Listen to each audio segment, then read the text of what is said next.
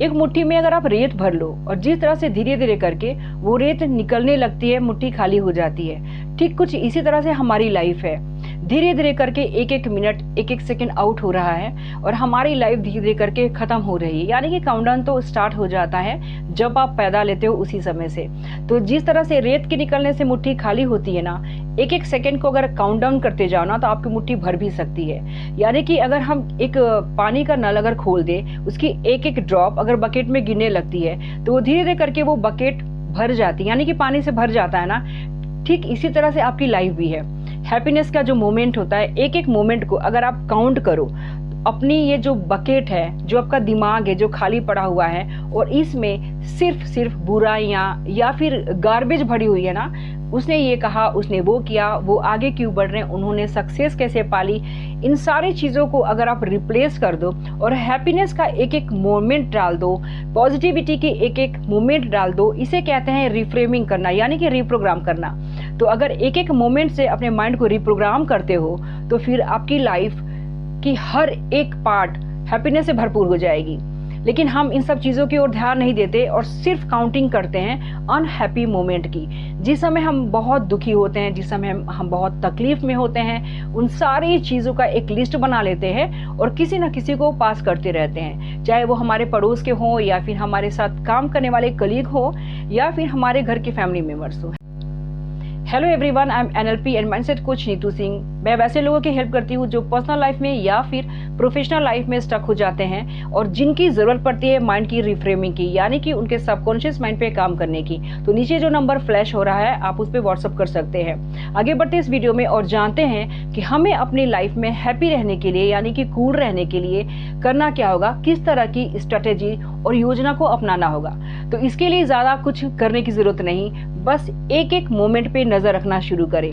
क्या होता है ना कि हम दिन के जो 24 घंटे होते हैं उसे किस तरह से बिता देते हैं हमें खुद ही अंदाजा नहीं मिलता और एंड ऑफ द ईयर हम क्या करते हैं, कंप्लेन देने लगते हैं कि हमारी ये साल तो बिल्कुल ख़राब चली गई, एक दिन भी समय नहीं मिला मुझे खुद के लिए, ये वो, हम बहुत सारी प्रॉब्लम्स को इकट्ठा कर लेते हैं। तो सबसे पहले अपनी हैप्पीनेस की एक लिस्ट तैयार करें।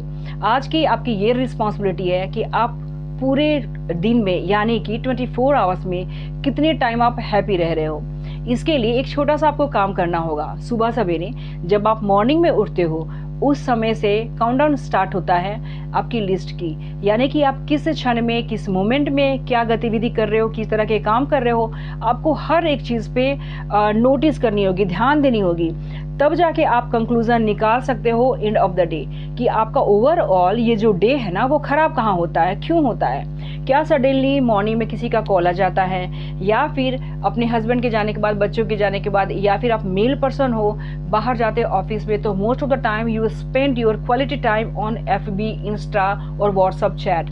You will have to keep notice all time. अगर आप नोटिस कर रहे हो, देख रहे हो, इसे मार्क कर रहे हो, तब जाके आपको समझ में आएगा कि ये जो टाइम है ना आपका 24 आवर्स, वो आखिर लग कहाँ रहे हैं। क्योंकि क्या होता है कि हम सभी लाइफ में जो नेगेटिव होते हैं या फिर दुख से भर जाते हैं तो किसी ना किसी को चुन लेते हैं अपनी स्टोरी को बताने के लिए। लोग अपने को हील नहीं करते, किसी ऐसी वीडियोस को नहीं देखते या फिर स्टोरी नहीं पढ़ते सक्सेसफुल लोगों की जिससे कि वो इंस्पायर हो। Instead of doing this kinds of thing they start to tell story, और वो स्टोरी टेलर बन जाते हैं और किसी ना किसी को खोज लेते हैं ताकि मन का बोझ हल्का हो जाए। तो एक चीज़ मैं सजेस्ट करूंगी कि आज एक दिन आपका कोई स्टोरी सुनेगा, 2 दिन सुनेगा, तीसरे या चौथे दिन बिल्कुल नहीं सुनेगा और आप एक बोरिंग इंसान बन जाओगे। तो अपनी लाइफ को इस तरह से स्टोरी टेलर बनकर स्पेंड करने की जगह खुद पे काम करना शुरू करें। Start from the beginning. जब आप सुबह मॉर्निंग में उठते हो ना, उसी समय से काउंटिंग स्टार्ट करो, क्योंकि ये लाइफ आपकी है और आपकी ये भरपूर रिस्पॉन्सिबिलिटी बनती है कि अपनी लाइफ को एक ट्रैक दीजिए, एक ऐसी जगह पे लाकर सेट करो ताकि आपके बच्चे या फिर आपकी फैमिली में कोई हो तो देख के आपसे भी कुछ सीखें। मोस्टली लोग क्या करते हैं ना कि अपनी लाइफ का पूरा टाइम इन्वेस्ट करते हैं फालतू चीज़ों में, और फालतू चीज़ों में इन्वेस्ट करने की एक अच्छी एग्जांपल देती हूँ हमारे ये सोशल मीडिया।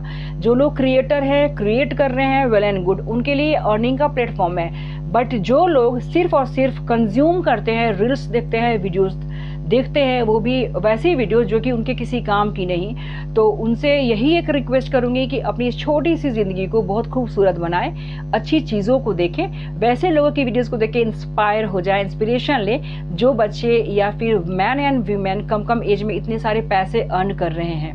तो इसीलिए ये प्लेटफॉर्म ऐसी होनी चाहिए कि आप एक दूसरे को अच्छी चीज़ों को शेयर करें, बताएं, न कि सिर्फ कंज्यूमर बन के, वो भी ऐसी चीज़ों को आप देखें जिससे कि टोटल आप टाइम को वेस्ट कर रहे हो और एंड ऑफ द डे आपको ये लगे कि यार मेरा पूरा समय कैसे पास होता है पता नहीं। जहाँ तक एक सर्वे में भी है और मैंने खुद भी ऑब्जर्व किया है कि मोस्टली लोग क्या करते हैं 4 से 5 घंटे या इससे भी ज़्यादा घंटे वो सोशल मीडिया पे स्पेंड करते हैं, जिससे कि सोचिए उनका कितना क्वालिटी टाइम बर्बाद होता है। तो ऐसी हरकत करने से बचें और अपनी लाइफ को एक ऐसा आयाम दे, ऐसे प्लेटफॉर्म पे लेकर आए कि आप किसी और के लिए इंस्पिरेशनल बन जाओ, इंस्पिरेशन दे सको।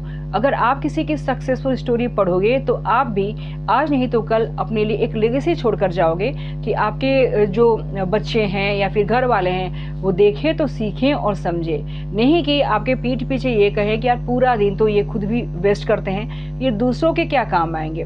तो हमें सक्सेस तो पाना है, हर कुछ तो पाना है, लेकिन हम क्या करते हैं कि अपने ऊपर ही काम नहीं करते और क्या करते हैं दूसरों के ऊपर काम करना शुरू कर देते हैं कि लोग कैसे हैं, लोग क्या कर रहे हैं, लोग आगे बढ़ रहे हैं तो क्यों बढ़ रहे हैं। तो ये सब देखने से ज़्यादा अच्छा है कि आप अपने एक एक पल, एक एक मोमेंट पे काम करो और उस मोमेंट का ऑब्जर्वेशन करो और एक डायरी ज़रूर लिखो। मैं किसी को भी ये चीज़ एडवाइस ज़रूर करती हूँ कि you have to start to writing, then after few days you will observe miracles in your life.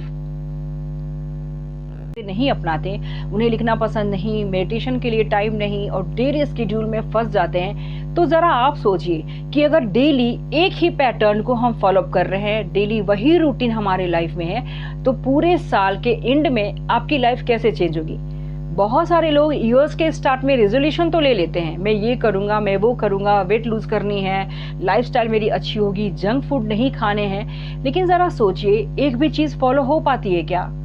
It means habit die hearts. लोग हैबिचुएटेड हो चुके हैं अपने ओल्ड पैटर्न्स को फॉलो करने पे, और यही आपकी ओल्ड पैटर्न्स है जिसे आप ब्रेक नहीं कर रहे हो, ये आपकी हैबिट बन जाती है। हैबिट्स 2 तरह की होती है, गुड एंड बैड। बैड भी हम ही लगाते हैं और गुड भी हम ही लगाते हैं।